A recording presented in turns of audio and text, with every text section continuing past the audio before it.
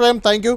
ఇక మెదక్ జిల్లాకు వెళ్దాం. మెదక్ జిల్లాలో చాలా ఇంట్రెస్టింగ్ పరిణామాలు మొదటి నుంచి కూడా చోటు చేసుకుంటున్నాయి. అక్కడ హరీష్ రావు చక్రం తిప్పి బీఆర్ఎస్ని పై చేయిలో ఉంచేందుకు ప్రయత్నం చేశారు. అది కొంత ఫలించింది. చాలా మున్సిపాలిటీల్లో క్లియర్ కట్గా వచ్చిన మున్సిపాలిటీలన్నీ ఆల్మోస్ట్ బీఆర్ఎస్కే దక్కాయి.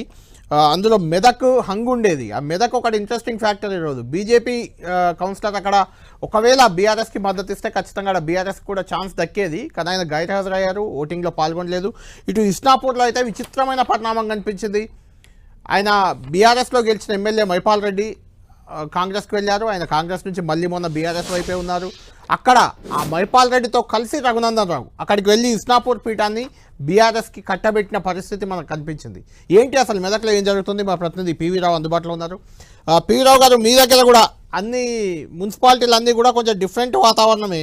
ఇస్నాపూర్ కానీ మెదక్ కానీ మిగిలిన అన్నింటిలో కూడా ఏం జరగబోతుంది, ఏం జరిగింది అనేది చాలా ఇంట్రెస్టింగ్గా ఉంది. నర్సాపూర్, తూఫాను, జైరాబాద్, కోయిర్ అన్ని చోట్ల కూడా ఒక హంగు వాతావరణమే కనిపించింది.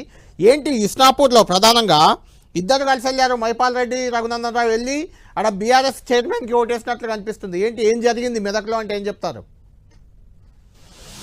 కళ్యాణ్ గారు, మొదటి నుంచి కూడా ఉమ్మడి మెదక్ జిల్లా సంబంధించి చాలా ఆసక్తికర పరిణామాలతో చోటు చేసుకున్నాయి. ముఖ్యంగా 19 మున్సిపాలిటీలలో మాక్సిమం ఇప్పుడు ఈ రోజున బీఆర్ఎస్ కైవసం చేసుకోబోతా ఉంది. ముఖ్యంగా మాజీ మంత్రి సిద్దిపేట ఎమ్మెల్యే హరీష్ రావు మొత్తం చక్రం తిప్పారు. మెదక్ ఉమ్మడి మెదక్ జిల్లాలో ముఖ్యంగా సంగారెడ్డి జిల్లాలో కొత్తగా ఏర్పడిన 5 మున్సిపాలిటీలు కూడా బీఆర్ఎస్ జెండా ఎగరేసింది. మిగతా చోట హంగు ఏర్పడిన చాలా చోట్ల కూడా బీఆర్ఎస్ చేతులకు వచ్చే అవకాశం అయితే కనిపిస్తా ఉంది. మొత్తం మీద చూసుకున్నప్పుడు ఇస్నాపూర్ మాత్రం ఈ రోజున చాలా ఆసక్తిగా కలిగించే అంశం. ఎందుకంటే బీఆర్ఎస్ కి 13, కాంగ్రెస్ కి 13 వచ్చిన నేపథ్యంలో రఘునందన్ రావు, మెదక్ ఎంపీ రఘునందన్ రావు, అదేవిధంగా పటాన్ చెరువు ఎమ్మెల్యే గూడెం బాబు ఇద్దరు ఒకే కారులో వచ్చేసి బీఆర్ఎస్ పీఠాన్ని కైవసం చేసుకున్నటువంటి ఒక విచిత్రమైన సంఘటన మనం చూసాం. అదేవిధంగా నర్సాపూర్ లో కూడా మురళీ యాదవ్ అయితే బీజేపీ అతను కాంగ్రెస్ సపోర్ట్ చేయడంతో ఆ ఎన్నికల ముందు ఎవరికి వారు పోటీ చేశారు. కానీ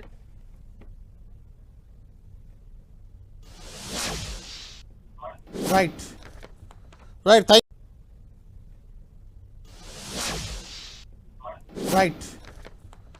థ్యాంక్ యూ పివి రావు గారు. మొత్తానికి ఇస్నాపూర్ పరిస్థితి మనం చూసాం. ఇస్నాపూర్లో వాస్తవానికి 26 వార్డులు ఉంటే అట్లా 14 మ్యాజిక్ ఫిగర్ కావాలి. దానికి బీఆర్ఎస్ 12 గెలిచింది, కాంగ్రెస్ 10 గెలిచింది, ఇండిపెండెంట్లో 4.